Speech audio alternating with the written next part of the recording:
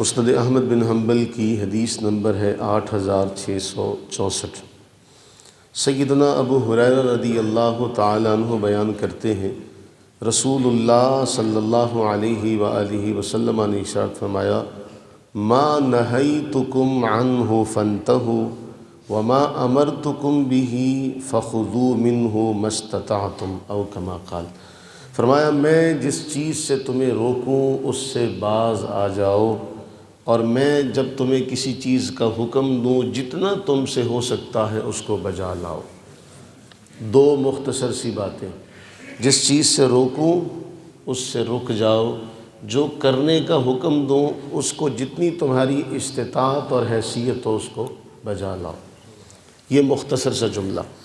اب اس کے پیچھے جو معاملہ ہے وہ کیا ہے؟ ہم نے کل پڑھا کہ رسول اللہ صلی اللہ علیہ وآلہ وسلم کو جب اللہ نے دنیا میں بھیجا اپنی ہدایات کے ساتھ، قرآن کے ساتھ، تو پھر محبوب کو کچھ اختیار بھی دیا۔ رسول اللہ صلی اللہ علیہ وآلہ وسلم کو صرف یہ ذمہ داری نہیں دی کہ آپ نے صرف میرا پیغام پہنچانا ہے، باقی آپ کا کوئی معاملہ نہیں۔ رسول اللہ صلی اللہ علیہ وآلہ وسلم کو اللہ نے کچھ معاملات میں اختیار بھی دیا۔ اب ہوتا کیا ہے، رسول اللہ صلی اللہ علیہ وآلہ وسلم فرماتے ہیں، صحیح مسلم میں آتا ہے، لوگوں، مفہوم حدیث ہے، لوگوں تم پر حج لازم ہے، اللہ کے گھر کا حج کرو۔ قرآن کہتا ہے وَلِلَّهِ عَلَى النَّاسِ حِجُّ الْبَيْتِ مَنِ اسْتَطَاعَ إِلَيْهِ سَبِيلًا۔ اللہ کے لیے لوگوں پر اللہ کے گھر کا حج لازم ہے جس کو اللہ نے استطاعت سے نوازا ہو۔ ایک صحابی عرض کرتے ہیں افی کل عام، یا رسول اللہ صلی اللہ علیہ وسلم ہر سال حج فرض ہے؟ آپ خاموش رہتے ہیں۔ وہ پھر سوال کرتے ہیں یا رسول اللہ صلی اللہ علیہ وسلم ہر سال حج فرض ہے؟ آپ خاموش رہتے ہیں۔ وہ تیسری بار پھر سوال کرتے ہیں کہ یا رسول اللہ صلی اللہ علیہ وسلم ہر سال حج فرض ہے؟ آپ خاموش رہے۔ جب یہ معاملہ بدل گیا، فرمایا جتنا تم سے کہوں اتنا کیا کرو، جس چیز کا تمہیں حکم دیا جائے جتنی تم میں استطاعت ہے اس کو کیا کرو۔ اگر میں ہاں کہہ دیتا تو تم پر ہر سال حج فرض ہو جاتا، تو پھر تم اس کی طاقت نہ رکھتے۔ جب تم اس کی طاقت نہ رکھتے تو کیا ہوتا؟ میرے حکم کے مطابق نہ ہوتا تو نافرمانی ہوتی۔ اس لیے مختصر سا جملہ فرمایا جس چیز سے تمہیں روکوں رک جاؤ، جس چیز کا تمہیں حکم دوں جتنی تم میں استطاعت ہے اس کو بجا لاؤ۔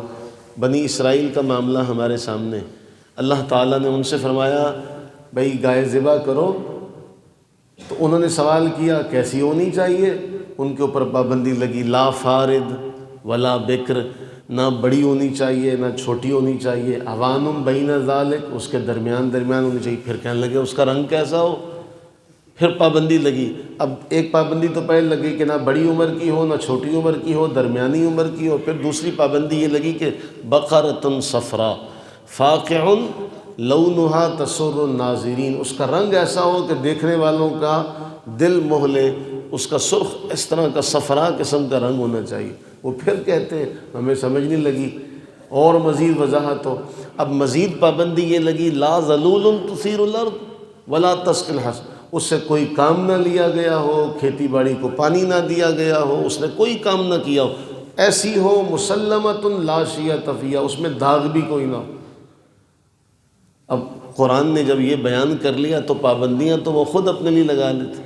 قرآن نے کہا قد سألها قوم من قبلکم، تم سے پہلی قوموں نے اتنے سوال کیے، اپنے لیے پریشانیاں کھڑی کر دیں، لہٰذا جتنا تمہیں کہا جائے اتنا کر لیا کرو۔ اب یہ جملہ کہ اگر میں ہاں کہہ دیتا تو ہر سال حج فرض ہو جاتا، یہ کوئی چھوٹی سی بات ہے؟ یہ کوئی چھوٹا سا جملہ ہے کہ رسول اللہ صلی اللہ علیہ وسلم فرماتے ہیں اگر میں ہاں کہتا تو ہر سال فرض ہو جاتا، اس لیے سوال نہ کیا کرو۔ لیکن اس کا یہ معنی نہیں ہے، ہم نے معذرت کے ساتھ ہم نے اس کے تحت یہ کہہ دیا کہ جی سوال ہی نہیں کرنا۔ اب ہم نے اس کے تحت اپنے دینی اداروں میں اور اپنی مساجد میں یہ ماحول بنا دیا کہ جی سوال ہی نہیں کرنا، کہ جتنا کہہ دیا جائے اتنا کر لیا جائے، لیکن نہ سمجھا جائے تو اس کے بارے میں پوچھنے کا بھی حکم ہمیں ظاہر سی بات دیا گیا۔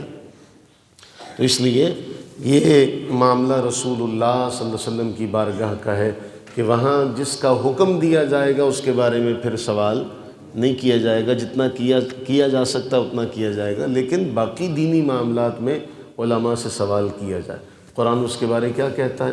فَاسْأَلُوا أَهْلَ الذِّكْرِ إِن كُنتُمْ لَا تَعْلَمُونَ، اگر تم نہیں جانتے ہو تو سوال کرو، اہل ذکر سے پوچھو۔ تو قرآن نے ہمیں حکم دیا ہے، اس لیے ہم اس روایت کو اس بات کے اوپر لگا کے رکھیں جی کوئی ہم سے سوال نہ کرے، یہ ماحول درست نہیں ہے۔ اس ماحول نے ہمیں یہاں تک پہنچایا کہ آج ہم اس دوراہے پر کھڑے ہیں کہ نہ آگے جگہ ہے نہ پیچھے جگہ ہے۔ اس لیے دینی معاملات میں میں سمجھتا ہوں علماء کی یہ ذمہ داری ہے کہ وہ ایسا ایک ماحول پیدا کریں کہ اگر کسی بات کی سمجھ نہ آئے تو لوگ ان سے سوال کو پوچھ سکیں۔ یہ پوچھنا جو ہے یہ جرم نہیں ہے، کام کے کرنے کے لیے اگر کسی بات کا سوال کیا جائے تو اس کی اجازت ہے۔ اللہ سے یہ دعا کریں کہ اللہ تعالی ہم سب کو نبی سرور عالم صلی اللہ علیہ وآلہ وسلم کی پکی سچی سچی محبت نصیب فرمائے۔